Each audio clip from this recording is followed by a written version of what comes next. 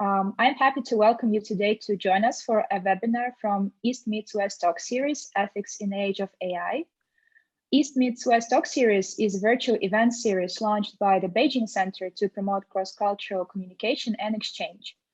My name is Veronica Kotova. I'm a project assistant at the Beijing Center, and I will moderate today's discussion. The emergence and development of artificial intelligence has raised many ethical questions regarding its growing impact. Our today's interactive discussion will focus on exploring the intersection of artificial intelligence, morality, and ethics. The specific focus will be on cross-cultural perspectives of AI deployment and stereotypes, as well as the extensiveness of data collection. Now I will just briefly introduce the speakers. Dr. Simon Koo is an educator, engineer, and entrepreneur. He is currently the executive director of the Beijing Center. Dr. Jordan Freitas, I would say hi. Dr. Jordan Freitas is an assistant professor of computer science at Loyola Marymount University. Hi. And Moritz Kuhlmann is a research associate at the Beijing Center. Hello, everybody. Okay. The speakers will reflect on the questions about ethics and AI, and we'll have a discussion at the end of the webinar. If you have any questions to the speakers, please do not hesitate to share them in a chat or Q&A box. It's actually really encouraged if you share some questions. We'll begin from the first question. Let's kick starting with something fundamental. How do you see AI? What do you think about it? And what is your perspective about AI? So maybe Jordan can start with sharing. Great. Thank you so much for having me. I'm really excited to have this conversation. I've been looking forward to it for a long time. My specific expertise within computer science is not machine learning and artificial intelligence, but it is data driven and data in systems that are used to manage data and information and things like that. So the question, my perspective on AI is that anytime computers are being programmed to take massive amounts of data and then learn to either make a decision or a prediction or a classification, that's what I would consider AI. So some examples of that would be like a computer learning how to play chess, for example. The first example of that was, decades ago. So, or like self-driving cars or targeted advertising, things like this. There's two ways that I kind of see AI, and one is that like it works really, really well if we have kind of a closed system, like a game of chess where we know all the possible information we would need to know about it, all the possible outcomes. And then other types of, things that we want to use AI in different contexts about humans and things like that. We don't have all the information. So a human cannot be reduced to some data set. So for that reason, the people who are developing AI have to make decisions on what information counts or doesn't. And there's a lot of value judgments in there that affect what the AI is able to do and its shortcomings and things like that. So I would say that's my perspective. Interesting, Jordan, what you just said. Thanks for sharing your perspective. It seems like when we reflect about ethics and artificial intelligence, we mostly ask ourselves, what are the ethical guidelines for human beings dealing with artificial intelligence? So how do we program them, or what data do we feed them with? But I think at some point the question will be, well, what kind of ethics or ethical guidelines will AI have to accord to when treating humans? And this might actually, for the first time in history, might be the first time in history that there's, besides human beings, another agent of ethical decision making. And to me, that has a lot of consequences, but just two fascinating consequences. This, of course, has a backlash on what we call meta-ethical questions. So what are actually the conditions for engaging in ethical discernment? What are the conditions of doing moral decisions? What are the conditions of being an ethical agent? And these questions are highly relevant on many levels of concrete human life. For example, the question for a sick person, is this sick person still able to decide about prolonging life or not? In hospitals, we take these decisions probably every day. So there are artificial intelligence that collaborate with human mind. So that, for example, allow human mind, even though some functions of human mind have decreased, to regain these functions. So for example, patients who have Alzheimer or dementia, they might regain some of their cognitive abilities through artificial intelligence. So will we regard them as being able of deciding for themselves about whether their life will be prolonged in a state of serious illness, depending on machines?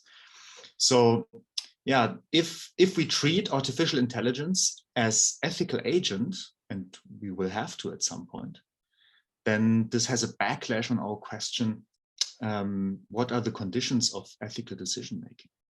And another maybe little thought about the consequences of this.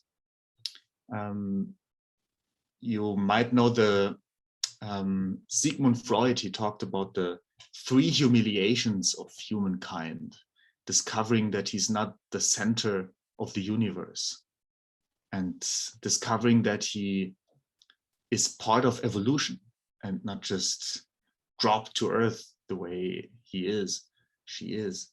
And the third one, he's not the master of his own home, but there's a subconscious. And I think AI has the potential to being a humiliation of humankind in that sense, and maybe also in a helpful sense. There, besides human beings, there are other agents of rationality and other agents of ethical decision-making. And the consequences this has on human self-conception, that will be interesting.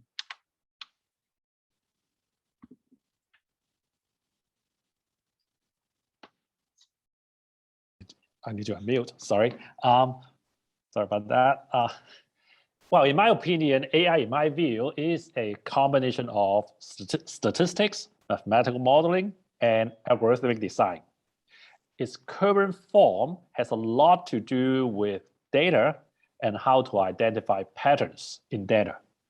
And actually, there is a subfield in computer science called pattern recognition, which is pretty much the predecessor of what we call machine learning today.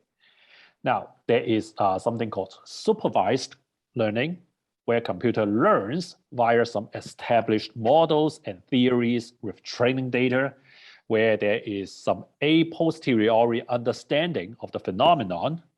And then there is unsupervised learning, where there is an absence of established theory that can provide labeled training data for the computer to learn. So basically, the machine just learn in a wild way, some may say, okay?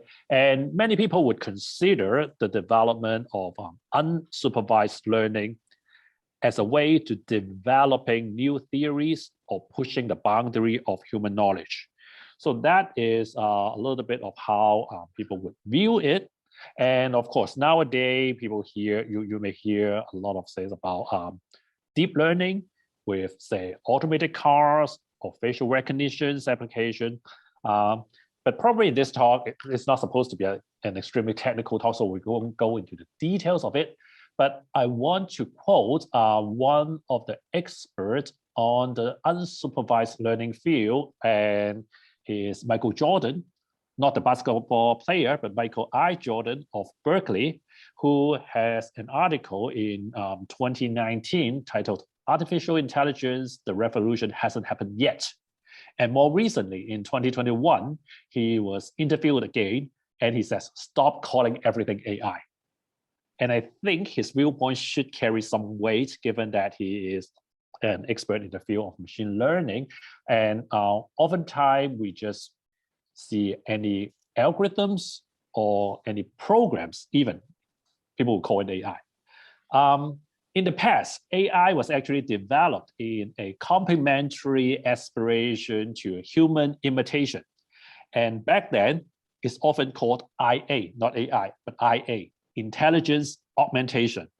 So modeling of industrial and business applications were developed to support or augment human, and it has achieved great successes. Now, these successes, however, are on lower level of intelligence, meaning they learn from repetition and tedious tasks with a large amount of data. It is like if you observe the weather in London for 100 years, you will have a pretty good understanding about its pattern. This is oftentimes what people call experience in a general sense. Like, I have more experience in the business sector, so I know what to expect next, okay? Well, this is a kind of learning. Now, actually, this kind of learning, computers are really, really good at that, but probably they're only good at that. In fact, in my freshman CS class and also my algorithm class, I always encourage my students by saying, computers are dumb, okay? They are good at doing menial and repetitive tasks very fast, without complaints or getting bored. But it is you, the developer, to inject a smart algorithm to enable them. But this is pretty much true 20 years ago, and I think it's still very valid nowadays.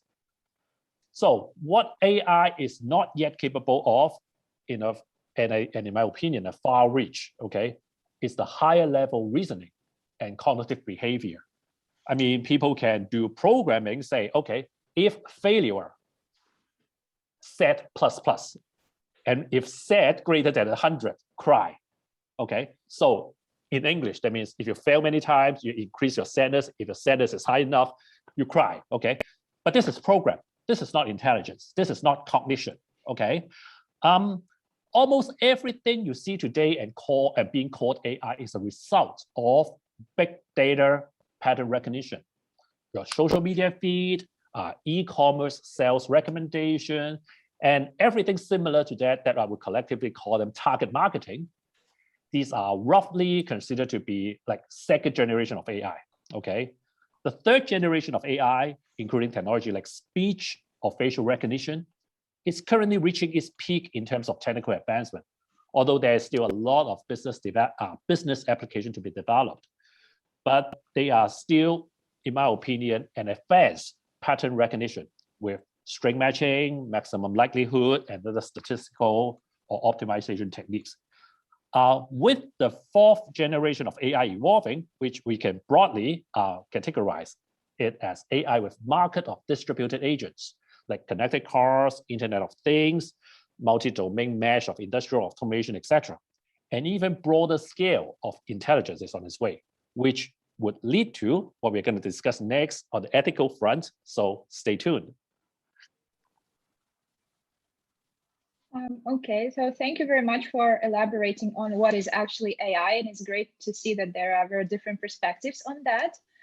And I think now we can focus more on the ethical considerations about artificial intelligence. So the second question would be, what kind of ethical considerations do you think people should have with AI?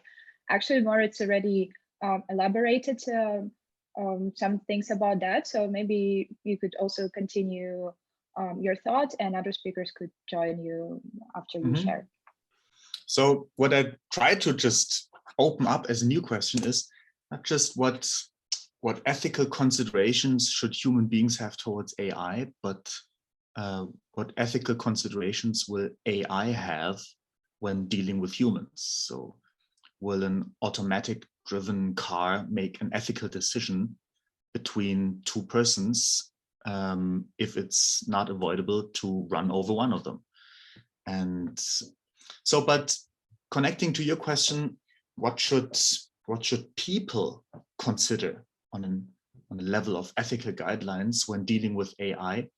I would like to just try to give some ideas about a maybe socialist perspective. China, of course, has a socialist perspective, a socialist ethical approach towards basic questions in society. And China being one of the main players today, I think there's something we can try to learn from that perspective. So I think for a socialist world view, socialist world outlook, when analyzing society, the main phenomenon that socialist perspective sees is contradictions within society. And the basic contradiction that socialism identifies as contradiction in capitalist societies is that between a common production but a private profit.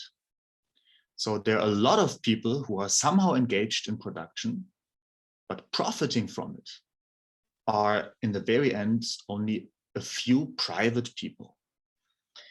And this is a contradiction that appears in the field of AI, because AI is fed by data and data is produced by humans.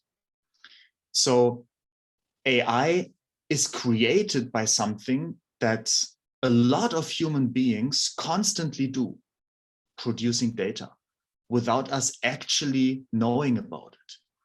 But then there are some very few in socialist perspective who are profiting from our production of data.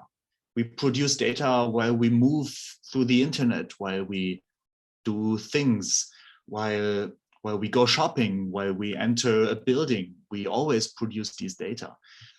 And some people, they collect them, some enterprises or some structures collect these data and they might draw profit from it. So the ownership of data is the main ethical question in socialist perspective. Who owns data? And that's the core question of socialist values. What are the production relations within this context of data ownership? So one could even, applying the terminology of socialism, ask, who is actually the proletarian subject in this production of data that in the end feeds artificial intelligence? And well, that's all of us without really knowing it. So I think socialist perspective can point out one interesting thing when it comes to ethics. What about all that data that is needed to create artificial intelligence? And not only our dealing with it, but the simple question of ownership. Who owns this data is a relevant ethical question. Sorry. Oh, go ahead. Go ahead, Jordan. Oh, that is, I think to me, Moritz provide a very interesting and actually right on the point about the ownership of data. Okay, who owns the data and who has the usage rights of the data.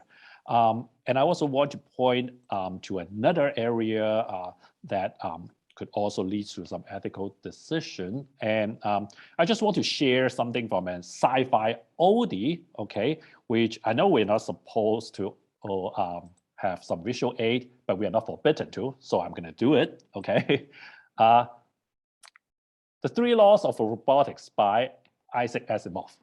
Okay, so it was something developed in 1950s from sci-fi fiction, and it says law number one: a robot may not injure a human being, or through inaction allow a human being to come to harm.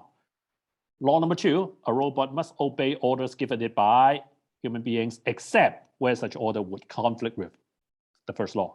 The third law is a robot must protect its own existence as long as such protection does not conflict with the first or second law. So very interestingly, these three laws lie some very fundamental ethical decision ground for robotics, and in today's term, which could also apply to AI. AI may not injure a human being or through inaction allow a human being to come to harm, etc., etc. Okay, so this is in a narrow sense setting up principles and morality of AI. Now, given that many of the AI applications are based on constraint optimizations, okay? So an example would be like, okay, given with no more than 10 staff, try to maximize the company's revenue. That's a kind of constraint optimization. Within a certain constraint, what you cannot do, try to achieve the best utility. Oftentimes, the introduction of boundaries or rules are set forth by the designers, the programmers, the developers, which then goes back to the ethical practice of the scientists and the engineers, as opposed to the ethics of the AI itself. I think Jordan may have something to share with us about data usage and privacy issues. So I'm going to give her a lead in on that, which I think the audience will hear about. I just want to say, will AI develop something out of boundary? Meaning, if we set some kind of boundary to allow AI to work, will AI just develop itself and go out of it? From a computer scientist perspective, it will happen. It will not happen unless the designer allows it. In other words, if the design is not careful enough or there are security holes, then it is possible. But in principle, it is not the case. In some uncharted areas where humans have not thought of or experienced how to act ethically, which also means that the designers are not aware that it needs to be forbidden, maybe at that time it is good for AI to explore, because humans also make mistakes too when it comes to new idea or new situation. So letting AI in a way to test the water and tell us what we have not considered may not necessarily be too bad of an idea. I like to draw to an example where it goes a little bit to a social situation, and that would be the handling of homosexuality. A classic example would be in the field of computer science. Alan Turing, the mathematician and the war hero, who is considered the father of modern computer science, he suffered from being a homosexual by the then British government. So people back then do not know how to deal with homosexuality in a ethical or socially acceptable sense, or back then that might be socially acceptable to prosecute homosexual, but it's not anymore. Humans do miss this kind of mistakes, and when AI being able to point some of that uncharted frontage to people, to human being, that will allow us to start thinking what we should be doing. And by the way, for those who do not know much about Turing, there is a movie called The Imitation Game about him, and I strongly recommend people watching it, okay?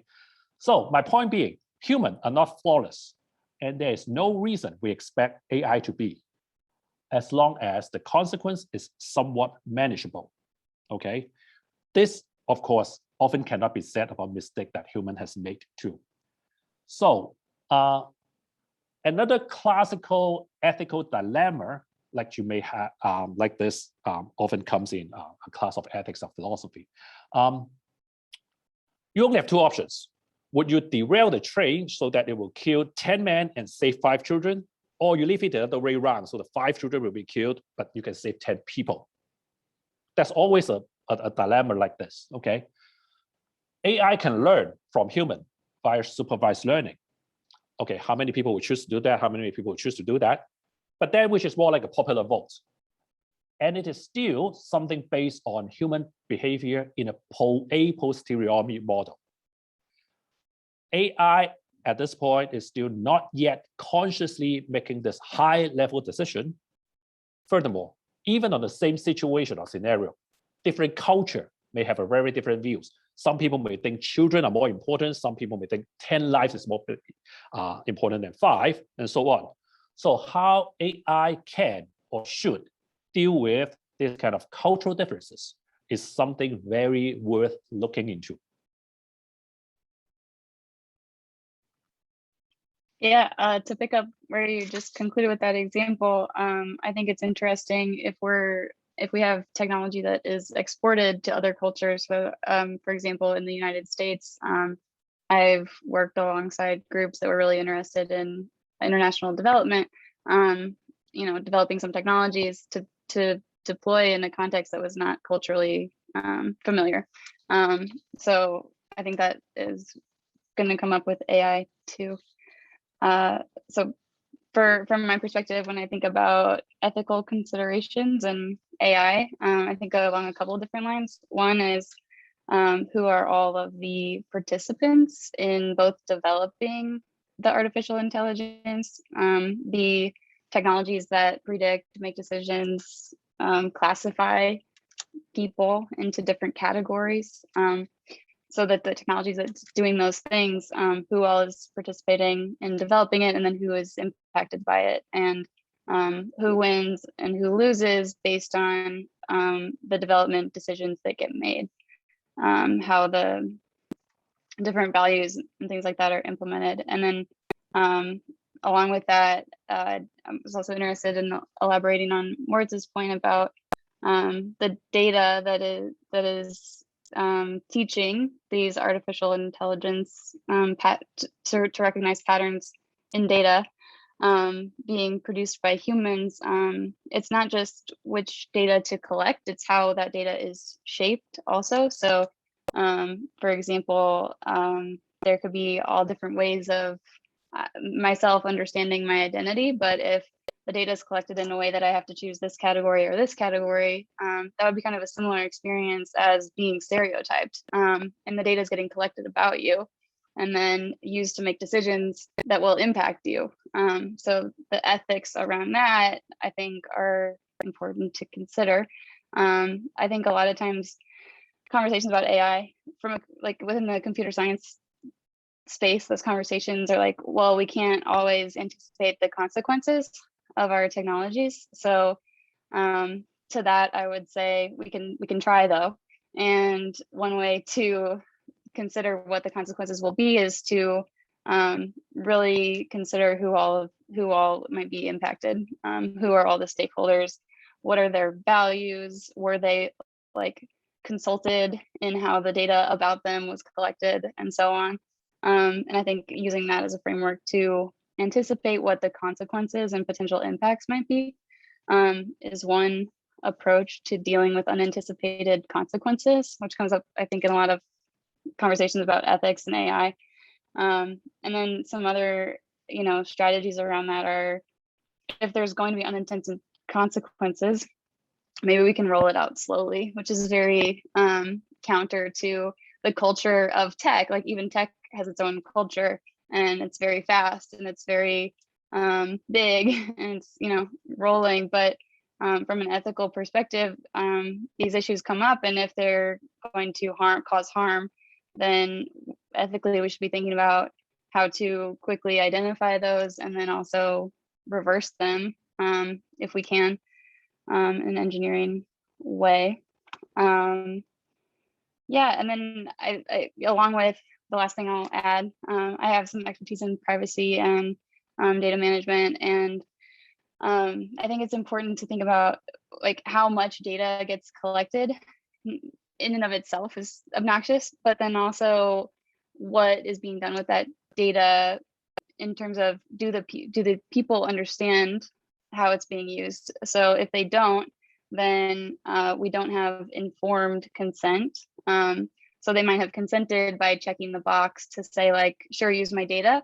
But if they don't know what that means, if they can't understand, then they're not really informed. And that would be a potential lens for considering ethical dilemmas. And my grad school advisor pointed out that because technology is, developing and changing, and we are, Mike Jordan said the revolution hasn't happened yet, that means that I can't anticipate what the data about me that's already being collected right now today is going to be used for in 5 years. So I couldn't possibly consent to it, given what I know now, because it doesn't exist yet. So there's also some ethical issues around how long we keep the data and if people actually know what it's being used for. And along with that, how much control do they have? So could I opt in to have my data used for some purpose that aligns with my values, but not some other purpose?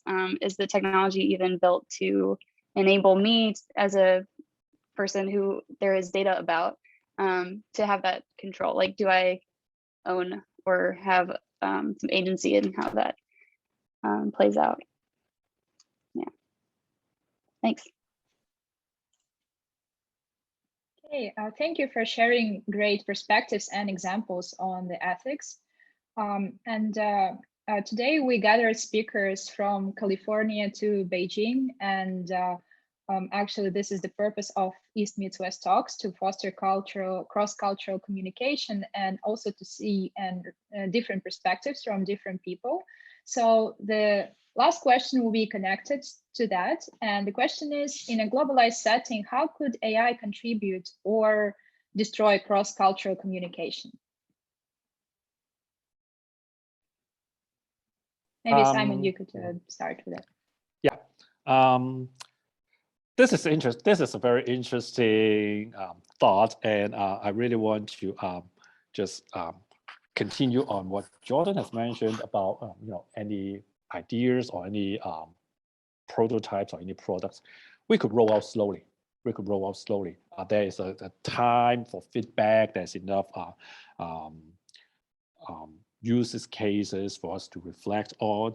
I mean, if you look at it, even like 10 years back, the technology of automated car is available. But back then, if you tell people that cars, self-driving cars, people will not have the trust in it. So we start slowly, automated parking, just being able to park the car, but not self-driving, even though the technology is there. People will gradually buy into it and get used to it and adapt to it. Because the notion of ethics oftentimes is not universal. And it also evolves with the advancement of humanities and also changes in time, okay?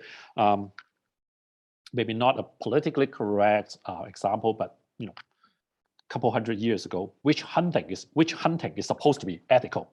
You hunt a witch, the bad guy, right? But of course, this is something not acceptable anymore now. I would like to share a small story when since we are talking about cross-cultural communication, is that in 1999, NASA lost $125 million US dollars Mars orbiter.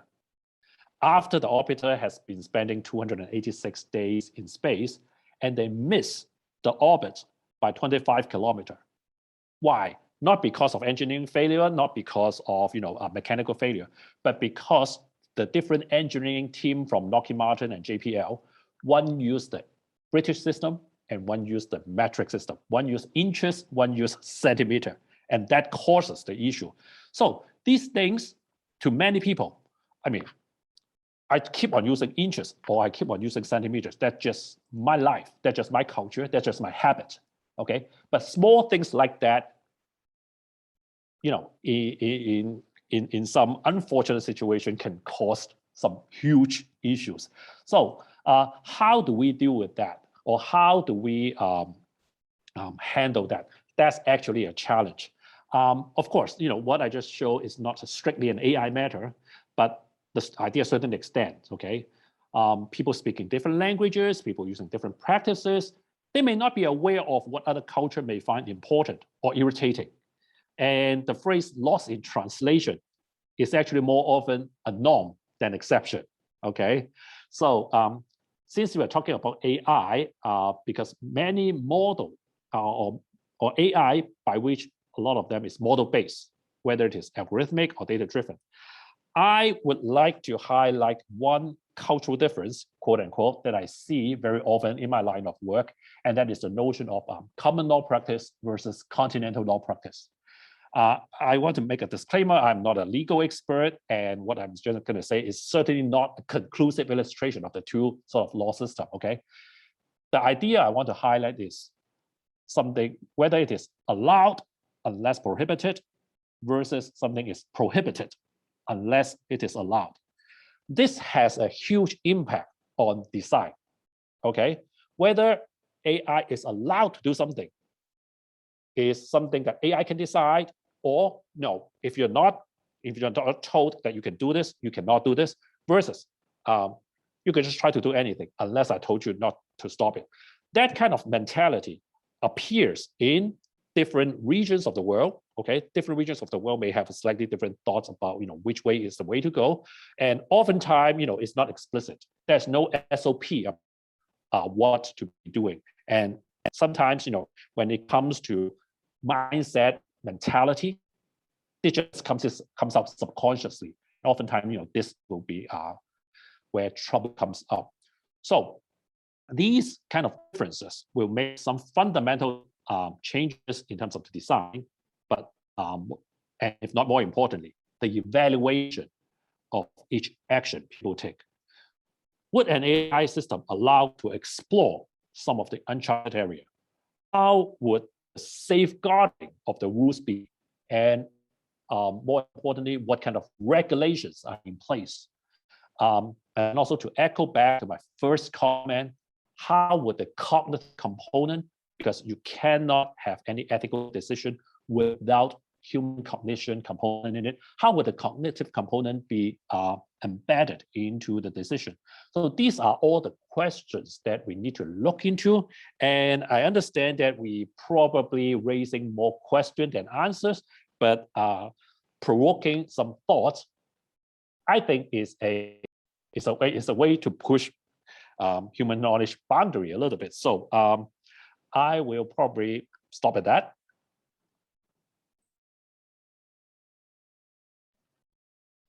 I love these questions. I think these are great. Sorry if my internet's a little unstable. For me, when I think about cross-cultural communication, I think about how people communicate across differences, whether those are differences in values or identity, style, or it could be like units situation that Simon was referring to, which would be an example of preferences or assumptions, differences in those.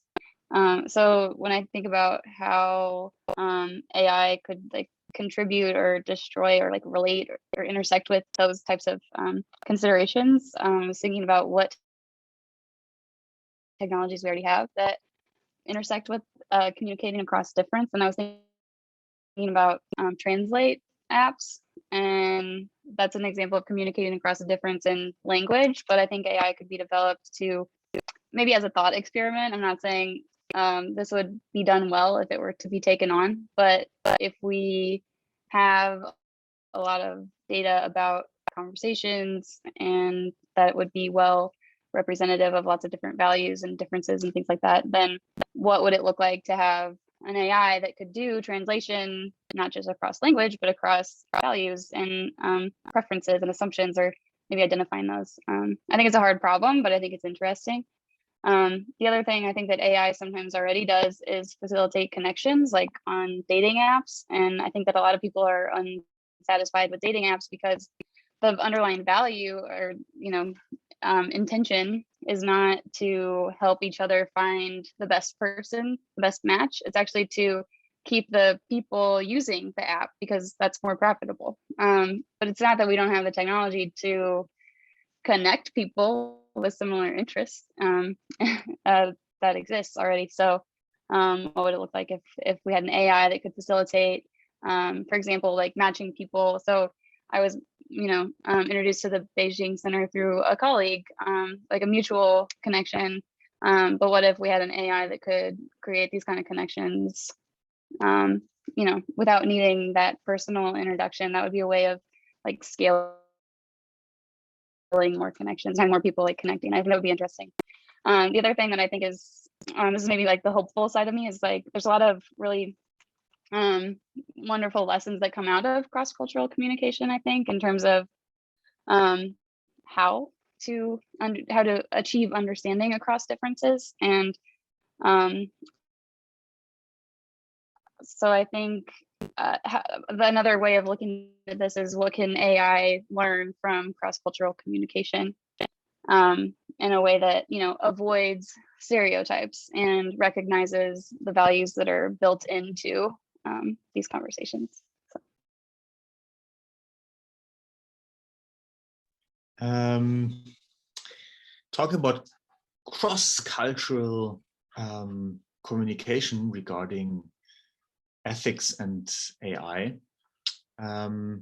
One difference between the Chinese world and the, well, if we may say Western world, whatever that means, but the Chinese world and the Western world seems to be that the Chinese world is much more, let's say, regulatory regarding the use of data. Maybe not so much the production of data, because digitalization in China seems to be on everyday life level more advanced than I personally have experienced it in Western countries, but more regulatory regarding the use of this data that is being collected. And especially, of course, regarding a private enterprise use of this data. So China has been very active in releasing guidelines and rules and laws. And even within, especially the last 1.5 years, but for a longer time, especially in the last months, regarding crackdowns of enterprises who have acted against these rules and regulations. And maybe this difference in the Western world seems more and more obvious. And as far as I can observe, there are more and more voices in the Western world who also claim that the use of data by enterprises should be regulated by state power. And of course, in a system that is mainly influenced by liberal democracy, this seems a claim that is very difficult to accept. So, because if we have to decide to give the rights of data use to private enterprises or state regulation, most people who profit from liberal democracy will, of course, not have an interest in letting the state regulate the way enterprises use data. Whereas in a socialist system, as China is running it, this is a core question for state regulation. And it is even in socialist values, socialist thinking, socialist politics, a duty of state to intervene within these production relations in the context of data production, and to be on the side of those who are being used to produce data. That's the socialist perspective. So in a socialist perspective, the state, China, is even obliged to limit the use of data by enterprises, and especially private enterprises. So I think an interesting question to us, to people in the Western world, is there a balance that we can achieve by looking at the Chinese way, not just adopting it or imitating it, but finding a balance. And I think the balance we're talking about here is, in what hands do we put decisions how to use data? Is it the hands of private enterprises or the hands of state regulation? And socialist perspective has a different answer to that than one rooted in liberal democracy. And that's where cultures at the moment, Western culture, Chinese culture, can learn from each other.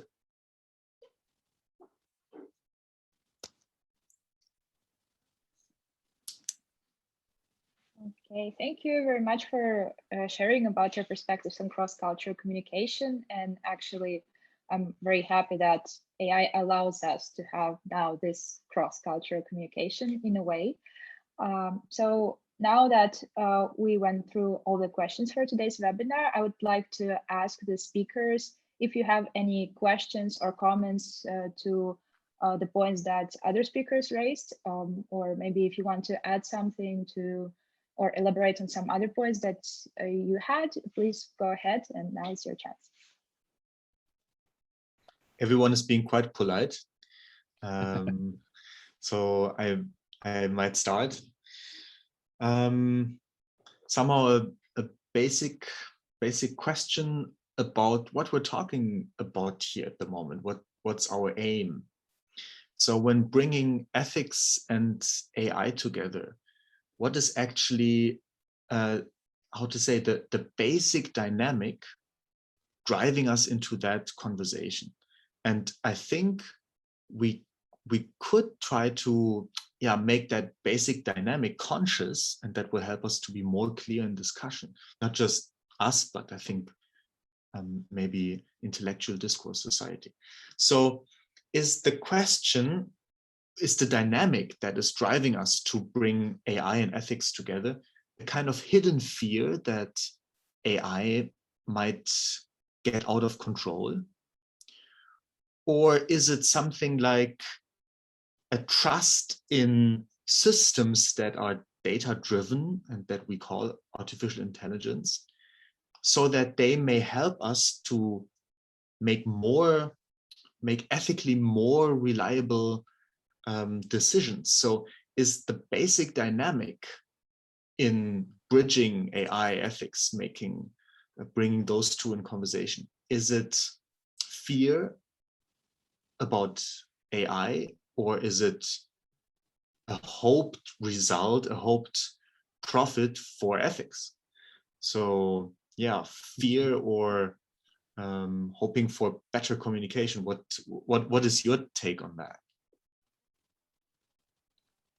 Well, maybe I'll start. I think the fear pretty much comes from the uncertainty or even lack of knowledge. Honestly speaking, most people, when they view AI as something extremely fancy. Whereas if you look at the viewpoint from Michael Jordan as well as from any computer scientist, they are nothing more than some fancy algorithms in many people's eyes. So AI is not in many ways that scary. Of course, Elon Musk says that AI is the next thing that could destroy the world if not properly handled. But just like any technologies, okay, nuclear power, bio warfare, etc. If the technology falls into the wrong hand or with the wrong people, even a constructive technology will lead to disaster. So I think at least at this point, I could not foresee what's happening in 50 years or further, but it is at this point, the ethical component of AI in many ways actually lies with the people who work on the modeling or the design or the development of the AI system, and how the ethical practice can be preserved and introduced to AI in a broad sense. So personally, I strongly support the notions of teaching or even enhancing engineering ethics in engineering schools curriculum. They definitely needed that. So it's to me, a lot of it is still the human component of it, not AI itself, but how AI is being used and how AI is being designed to evolve to. Yeah, I really, Moritz, I really enjoyed your perspective on finding balance in regulation. And it made me think that, well, from my perspective, my fear is that unethical companies in the United States will not be regulated, and they will be allowed to continue to exploit people by collecting excessive data about them and building tools that harm them for the sake of those companies profiting. My fear is that will not get regulated in time to prevent much harm. My hope is exactly what Simon said, that my students will be a little bit of like pushing these companies from the inside to be a little bit more ethical. And these companies, they themselves are not, they are made up of people, and they're people that we're teaching. So we're hoping to like empower our students to not build something that they don't align with in terms of their values. And then I think the regulation question is interesting in finding balance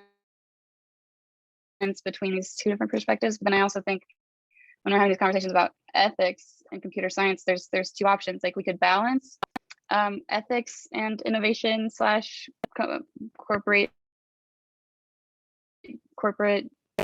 freedom. We could balance those things, or we could start from like a place of these are like ethical boundaries that we need to protect, and then innovate from there. So maybe that's also a regulatory question, but for our purposes, like I think those are also two questions. Yeah. Okay, thanks. Actually, we have one question from the audience that I would like to address to all the speakers, and you can all reply to it, or everyone can reply to it. The question is how to apply AI to environment, social responsibility, and governance. So if anyone wants to step in, please go ahead. Well, I mean, our audience are really high caliber. Okay, this is a very, very important questions, but at the same time, very difficult question to answer. I think obviously I won't be able to provide a detailed answer to that, but some direction I would suggest that people maybe want to looking into is we do not have a solution yet, or even a solution model on ESG related issues. So with the use of AI, actually we could try to adopt AI and develop AI system to explore what are the options and what are the possibilities and what are the things that in our current understanding that has not yet happened in those areas that we would consider to bring it either as part of AI or offline in a regular human notion and policies level. I would treat AI, at least at this stage, I would treat AI more of a feasibility test or exploratory tools on ESG matters rather than providing a solution or recommendations to what we should be doing. We need to understand what could be done before we decide whether we should be or how are we going to be adopting to the solution. So not directly answering that, but I hope that would point to some direction and provoking some thoughts. Yeah, just add to that a little bit. I think that this relates to what you were saying about supervised versus unsupervised learning, that if we're trying to solve a really complicated problem, and we apply AI to it, then sometimes the human touch and perspective can get lost in the complexity of the results, or how of the process. So I don't have a lot of experience with ESG as a field, but I'll also offer one lesson from a field that I did work in, which is health informatics, and I think it might be applicable to other questions in ESG, and that is AI is really great to make simple, repetitive things faster. So for example, in health settings, refill my allergy prescription. Great. If that could be automated, like let's do it. Automated based on some constraints and some, right? Like, but that's a simple question, like a decision. We should not probably build an AI to let someone know that they have cancer. Right. So those are two different kind of questions. And, what is the difference between those two scenarios? And then if we have a similar problem in another field, is it more like the simple adding efficiency so that the humans can, use their humanity in service of the more appropriate tasks, I guess, if that makes sense, freeing up their expertise so they can tend to more people. That's great. So I don't know if there's a great parallel with the environment, but I'll put it out there. Thanks. Just adding one thought to this question. Thinking that AI might be the first technology that after having been created becomes creating itself, that is a creature but becomes a creator at the same time. Taking that as a basic characteristic of AI, and probably the only technology that has this characteristic. I think any question that deals with applying AI to a certain field has to be as on two levels. So are we talking about AI as a creation, as a technology, or are we talking about AI as creator, as agent, as subject? And on both levels, it's a highly relevant question. So taking AI as an object, something that we create, among other things, ESG, of course, is highly relevant. We always, within our socio-ecological transformation, we somehow think that everything that is digitalized has no ecological footprint. But of course, it does. The creation of data has huge impact on our environment. And as especially the socialist perspective maybe could show, the production of data also does something with equality relationships within society.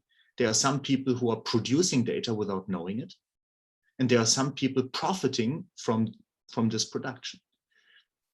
And of course, it's a question of state regulation, governance. So when applying ESG to AI, there are tons of challenges, but we can also turn it around. So how will AI become an agent, a subject of ESG thinking, of ESG decision-making, discernment process? And the fact that, just going one step further, the fact that fascinates me here is that as soon as artificial intelligence starts dealing with ESG, for example, calculating results, collecting decision-relevant data, and at some point making decisions, they will have the challenge to treat themselves. So, and this is something we, until now, have thought that only human beings do. Only human beings, that's what we say in philosophy, relate to themselves, have some kind of self-consciousness. But as AI becomes an agent, it of course also deals with itself as object. So AI suddenly has a self-conception, a relationship towards itself. And I think that's fascinating. How will AI treat itself, look at itself, regard itself? Yeah, just as a little thought. We have a long way to go before ethics becomes one with artificial intelligence. And it is true that today were more questions raised than answered. And I think that by asking those tough questions, we can determine the role we want AI to play in our lives. And before concluding today's webinar, I would like to invite the speakers for short closing remarks.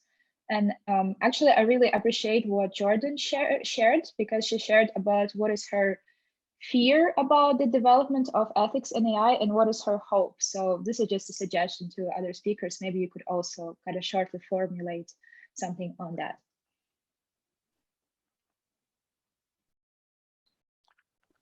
If so, what is Jordan going to say?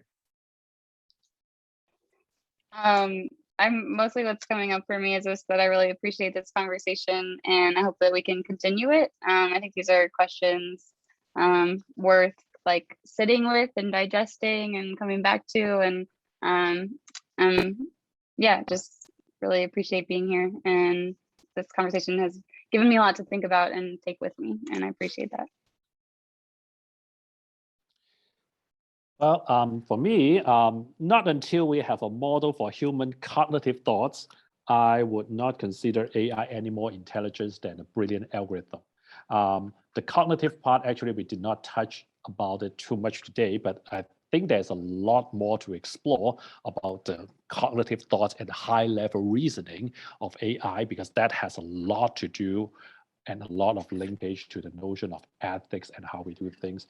But I think we have a little bit of agreement, if I may, is that AI is a great tool for innovation, a great tool for opening up feasibilities, and a great tool for giving us more unseen possibilities.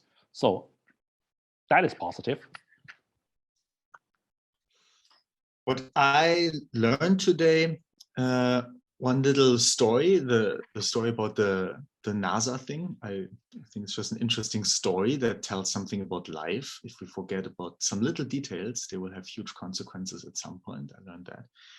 And what I learned from Jordan is the perspective of teacher and students. And I think in the relationship of teacher and students, that's where the big questions of life are somehow discussed. And I really like kind of localizing these questions of ethics and AI in a relationship between teacher and student that, of course, always switches. The teacher becomes a student of his students and so on. So thanks to the two of you and to Veronica. Okay. I would like to thank our speakers and the audience for the productive discussion, and also invite you for our future East Meets West Talks events. So thank you very much, and I hope to stay in touch with everyone. Bye.